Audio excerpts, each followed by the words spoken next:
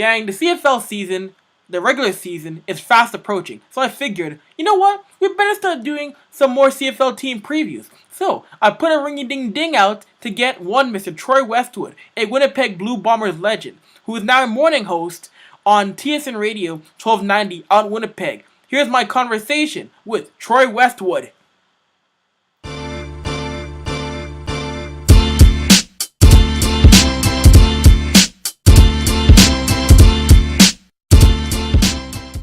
Okay. All right. Well, welcome on to the program now from Winnipeg's TSN Radio 1290, our Blue Bombers legend, Mr. Troy Westwood. Troy, how you doing today, sir? Good, pal. How you doing? Doing fantastic. Troy, I know what bring you on. Talk about the Bombers. I know this year, 2013, new stadium, new team, but in their first two preseason games, to only score 6 points total. Is that a bit concerning in your mind, Troy? Well, absolutely it is, and anyone who's denying that it's a concern is completely out to lunch. Every single football team in preseason brings a vanilla package to the table, whether it's offense or defense, and here in Winnipeg, they're telling us that they didn't want to reveal very much. Well, they certainly accomplished that. Their starter, Buck Pierce, is only in for 2 or 3 drives. He went 0 for 5.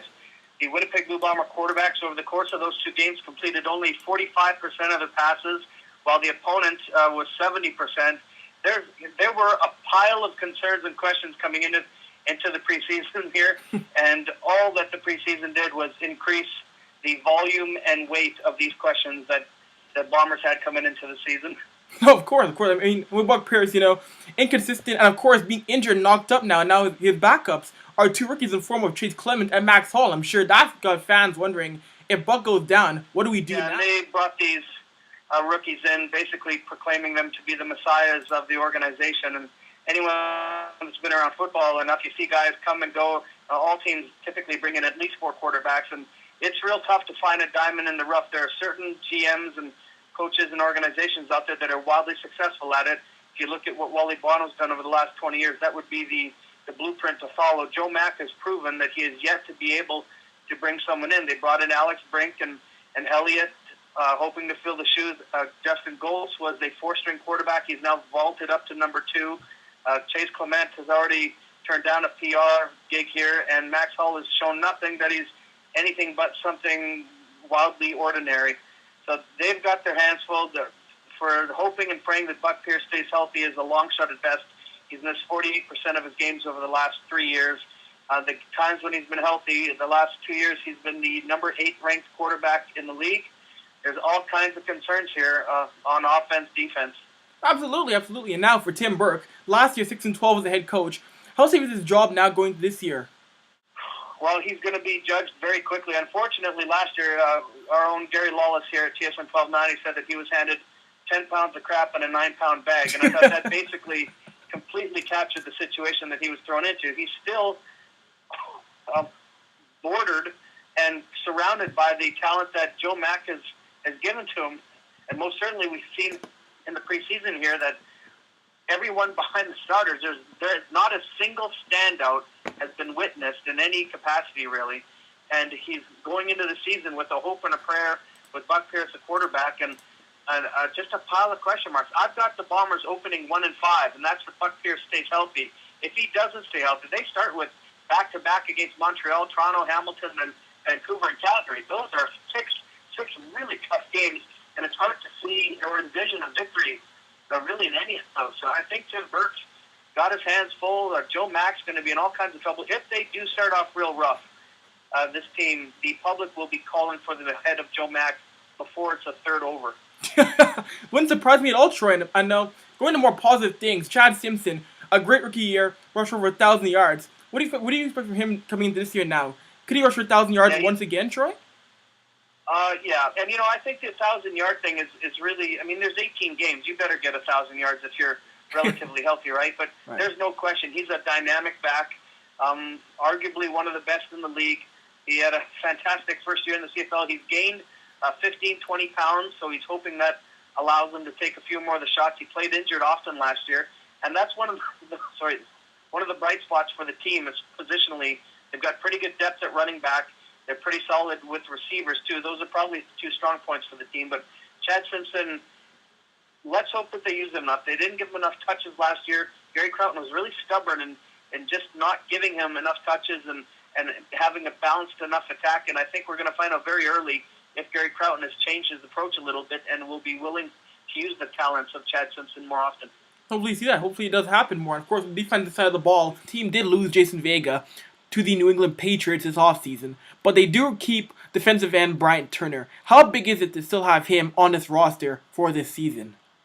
Yeah, that looks like early on that's going to be one of the strengths of the defense, maybe the strength of the defense. There's a bunch of question marks in the secondary. Of course, they cut Jonathan Hefney and Coachy Mwamba at safety as the book's kind of out on him, and a couple of other. There are all kinds of question marks at the linebacker spot. You got Parker on the Will side, Enoch Mwamba, who looks like he's going to be fantastic, but still young in his second year, and then Sears at the nickelback, what they're calling, but they're going to be starting a pure rookie at nickel against Anthony Cavillo, and that's probably a recipe for disaster. What is going to be absolutely key here is that they have got to produce and generate a bunch of pressure and cause disruption with that D line, or everything behind on the defense is going to be exceptionally vulnerable. And let's hope they're able to do that. We didn't see much to that in the preseason here, but it's going to be absolutely essential for the Bombers if they're able to. They were the worst defense, or the second worst defense in the league. They and Hamilton, the two combined, worst by a long shot. And guys like Bryant Turner, Alex Hall, those guys are really going to have to step up and help define some of the character of this team and play at a real high level. Troy, you mentioned that the secondary has some question marks. Do you think that Johnny Sears Jr. will return to his 2011 form in 2013? Yeah, let's hope so. They moved him up now to the nickelback is what they want. The old, what used to be a Sam position at linebacker, or now they've converted that to nickel, so that they want that guy to be in coverage more often. He is going to miss the first game, though, so those injury issues and struggles that he had last year right out of the gate is testing him and this defense again. So Johnny Sears is a talent, and if he can manage to stay healthy, he should be able to play a positive role at that very important nickel position. Hopefully, I know with the CFL draft, it's always a great time to bring in new talent, but one of the problems is actually, the CFL draft, guys go to the NFL, and it happened for Andy Malumba. How tough is that to see him decide to go to the Green Bay Packers training camp instead of coming up to Winnipeg? Well, that's the roll of the dice, and I think there's an estimated result, or you've got to have an educated result anyway, of the possibility of that happen. And I think that they were well aware that when they made the pick, what they're hoping is that he doesn't last very long. But by all early indications in the mini camps and such, he's looked pretty good. So it was Joe Mack has got a lot to prove with the things related to the Canadian draft. He hasn't been very successful so far. Jade Etienne has yet to make much of an impact, although he's projected to start this year. Tyson Penson was way off the board, so much so that our cohort David Naylor couldn't even talk to us about him last year after they drafted him because he had no information on him. That's how far off the board he was, and he injured his shoulders last year, and they're hoping that he can maybe make his way as a six-man this year. So there's a lot for Joe Mack to prove with some of his picks, and you don't wish ill will for these guys too, right? Because they're young athletes. Of course they want to go play in the NFL, so it's not like you're hoping that he comes back, but if by chance he does come back, he looks like he would be a pretty impactful player in the CFL. From what I heard in the new Investors Group field, it is an absolute nightmare getting down and being in and around the stadium. How bad is it really from a guy who's always around that stadium and always covering the team? It was beyond a nightmare in week one, and the Bombers made a catastrophic error in judging the number. Yet they told everyone to take the bus. They underestimated how many people were going to take the bus. They had planned for about 5,500, and upwards of 9,000 people did, so they were completely overwhelmed there. Although the stadium was delayed by a year, they didn't have the foresight to develop a bus lane anywhere. It was a complete gong show. They needed more policemen on site to take care of traffic and those types of things.